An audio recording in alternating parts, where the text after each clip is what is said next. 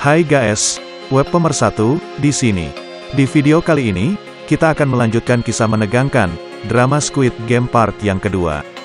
Pada part kali ini, kita akan diperlihatkan pada Gi-hun dan teman-temannya yang masih harus terus berjuang melakukan apapun, agar bisa bertahan di dalam permainan, yang lebih gila dan mematikan. Sebelum kita ke alur ceritanya, jangan lupa untuk like, comment, subscribe, dan nyalakan loncengnya ya guys. Tanpa berlama-lama lagi, yuk langsung aja kita ke alur ceritanya. Part kedua kali ini, dimulai dengan diperlihatkan para peserta yang berhasil menyelesaikan tantangan gulali sebelumnya. Setelah lelah bermain, para peserta pun diberikan cemilan untuk masing-masing orang. Doksu, Mi-ryong, dan para anak buah, mereka merasa tidak puas dengan pembagian itu, dan memilih untuk mengantri lagi, agar bisa mendapatkan cemilan lagi. Tak disangka, jumlah cemilan itu ternyata sudah disesuaikan dengan jumlah pesertanya. Jadi, karena perbuatan Doksu dan anak buahnya, beberapa peserta pun tidak mendapatkan bagian cemilan. Seorang peserta yang tidak mendapatkan bagian, lantas mengamuk dan mencoba melawan Doksu.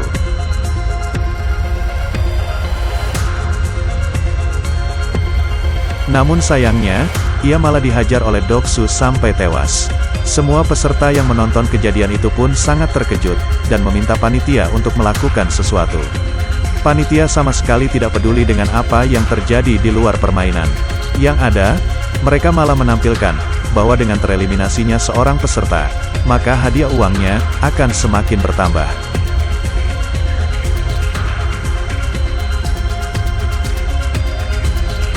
Tak disangka, hal itu pun membuat Doksu dan para anak buahnya menjadi berpikir untuk membunuh peserta lain, agar saingan mereka menjadi berkurang. Tanpa sadar, para peserta pun mulai terbagi menjadi beberapa kubu. Mereka pun saling bekerja sama untuk mempertahankan anggota-anggota di dalam kubu mereka.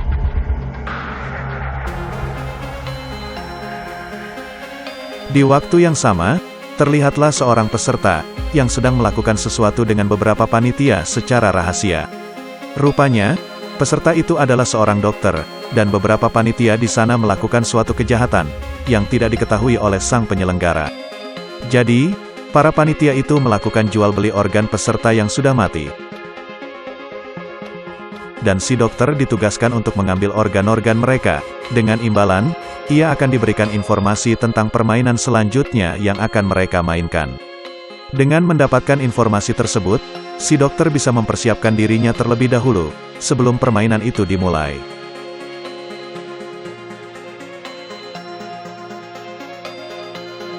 Pada malam harinya, seperti biasanya, lampu ruangan mereka akan dimatikan, agar mereka bisa beristirahat.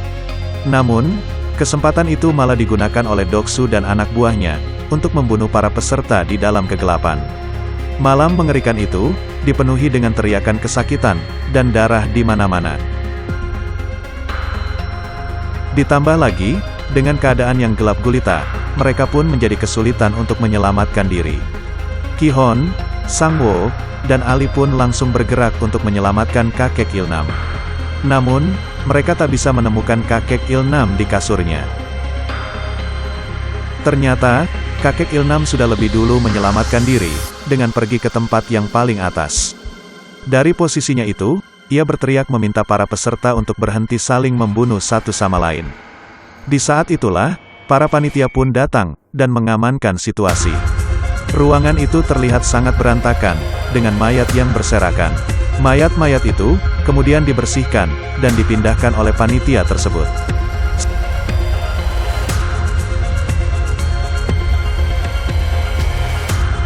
Singkat cerita, keesokan harinya, mereka pun dikumpulkan kembali untuk mengikuti permainan selanjutnya. Kali ini, mereka diminta untuk membuat tim yang berisikan 10 orang. Dokter, yang sudah mengetahui permainan, pun sengaja memilih Doksu, dan anak buahnya, sebagai timnya, karena, permainan yang akan mereka mainkan adalah tarik tambang. Sementara, Gi-hun dan peserta lain yang tidak tahu apapun, memilih teman-teman terdekat mereka dengan acak. Bahkan, tim Ji-hun dipenuhi oleh 3 wanita, dan 1 kakek-kakek. Alhasil, tim itu pun menjadi sasaran empuk bagi tim lainnya. Tarik tambang yang akan mereka mainkan, bukanlah tarik tambang biasanya. Mereka akan bertanding di atas ketinggian, sehingga salah satu tim yang kalah pastinya akan jatuh dan tewas.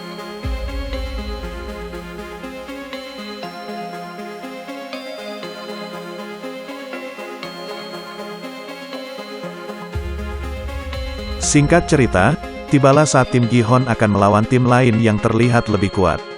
Sejak awal, Sang-woo merasa sudah putus asa melihat semua anggota-anggota di timnya. Namun, tepat sebelum permainan dimulai, kakek Il-nam membagikan tips dan trik yang dahulu biasa ia pakai saat bermain tarik tambang. Kini yang mereka perlukan, hanyalah kerjasama tim dan saling percaya.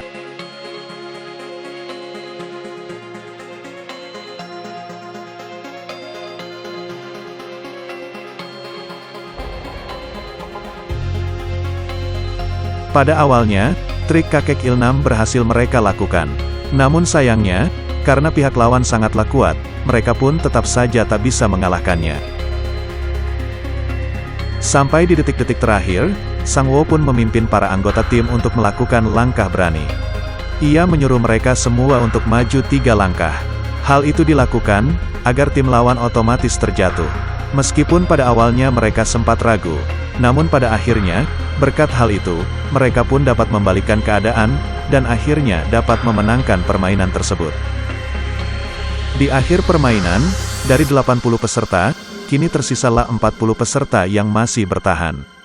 Setelah permainan usai, seperti biasa, si dokter akan dipanggil untuk melakukan operasi pengambilan organ. Saat itu, Junho yang masih menyamar, diminta oleh seorang panitia untuk ikut melakukan pengiriman organ. Di sanalah, Junho melihat apa yang dilakukan oleh si dokter dan para panitia itu. Mereka mengambil organ-organ penting dari mayat peserta yang sudah tereliminasi. Organ-organ itu nantinya akan dijual, agar mereka bisa mendapatkan uang.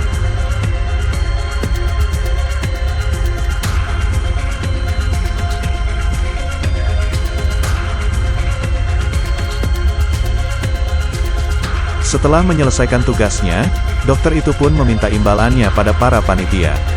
Namun, para panitia itu mengaku belum mengetahui apa permainan selanjutnya. Hal itu tentu saja membuat si dokter pun sangat marah.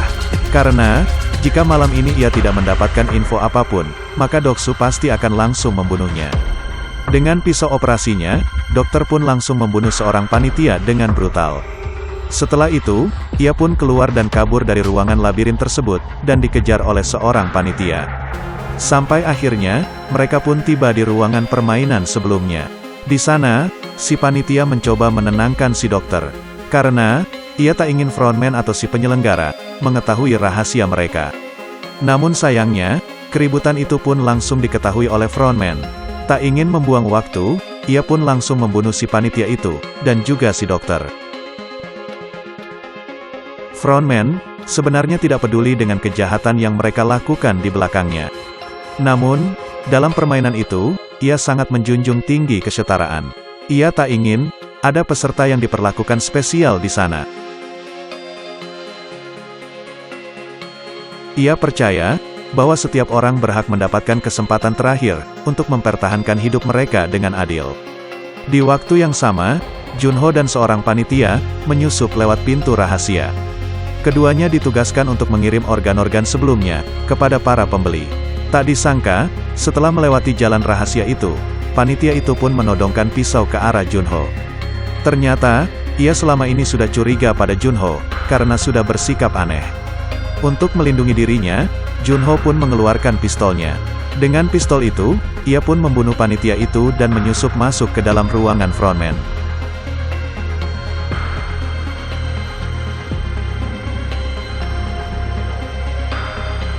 Sementara itu, frontman dan para panitia pun melihat mayat panitia lain yang tertembak.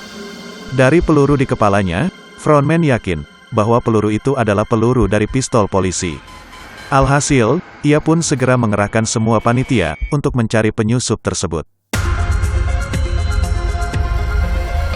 Sementara itu, Junho, yang menyusup ke dalam ruangan frontman, mencoba untuk mencari tahu informasi tentang kakaknya.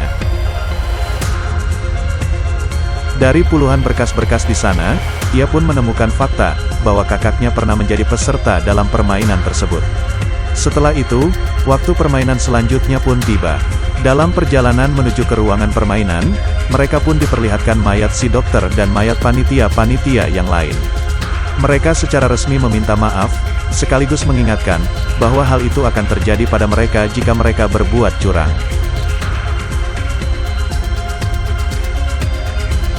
Pada permainan kali ini, mereka diminta untuk berpasangan 2 orang. Karena jumlah peserta saat ini 39, itu artinya akan ada 1 orang yang tidak memiliki pasangan. Saat itu, tidak ada satupun peserta yang mau berpasangan dengan kakek Ilnam. Mereka takut, jika di permainan kali ini akan membutuhkan kekuatan. Karena merasa kasihan, Gi-hun pun memutuskan untuk berpasangan dengan kakek Ilnam. Pada akhir pemilihan pasangan, tersisalah Mi Ryong yang tidak mendapatkan pasangan. Karena hal itu, ia pun dibawa oleh para panitia ke ruangan lainnya. Di ruangan permainan, masing-masing peserta diberikan 1 kantong yang berisi 10 kelereng. Dalam waktu 30 menit, peserta yang mendapatkan 20 kelereng di akhir permainan akan dinyatakan menang. Itu artinya, mereka harus bersaing melawan pasangan mereka sendiri. Gi-hun yang berpasangan dengan kakek Ilnam, berusaha menyadarkannya, karena saat itu penyakit kakek Ilnam sedang kambuh. Sehingga ia pun tidak peduli dengan permainan, dan berkeliling di sekitar arena. Hal itu, tentu membuat Gi-hun panik, dan terpaksa membentak kakek Ilnam.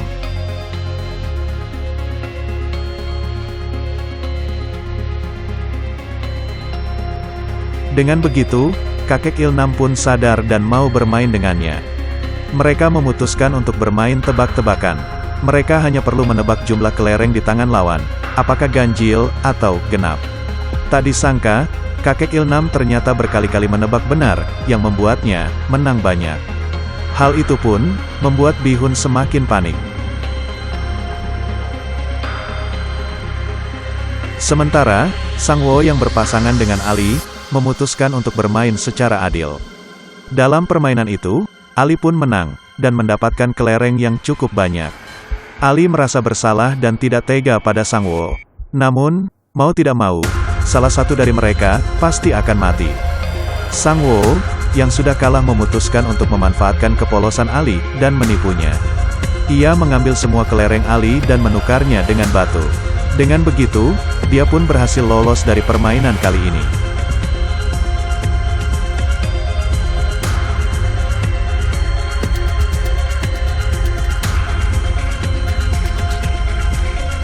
Di sisi lain Sae Byok yang berpasangan dengan seorang wanita bernama Ji Yong memilih untuk menghabiskan 30 menit mereka untuk mengobrol.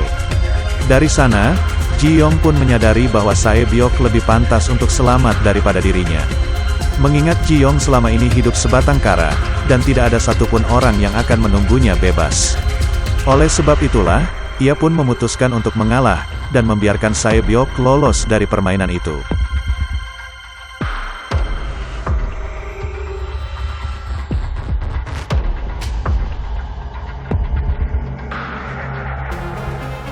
Kembali kepada kakek Ilnam dan Gi-hun.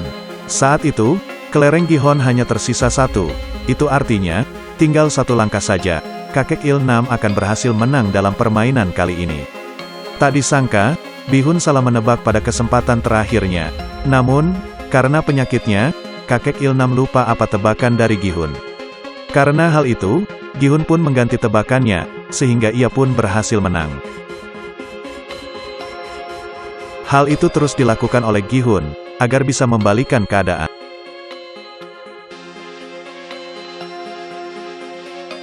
Sampai akhirnya, kelereng kakek Ilnam hanya tersisa 1 saja. Saat itu, kakek Ilnam pun menyarankan, agar mereka bermain 1 ronde lagi, namun, harus mempertaruhkan semuanya. Gi-hun yang mendengar hal itu, merasa tidak adil. Karena ia memiliki 19 kelereng, sementara kakek Ilnam hanya memiliki 1 kelereng. Mendengar hal itu, kakek Ilnam pun berkata, bahwa, selama permainan tadi, ia tahu, bahwa dirinya telah dibodohi oleh Gi-hun. Namun, ia sengaja membiarkan Gi-hun melakukan hal itu. Gi-hun yang mendengar hal itu pun merasa sedih, dan bersalah. kakek Ilnam pun meraih tangan Gi-hun, dan memberikan satu kelereng terakhirnya pada Gi-hun.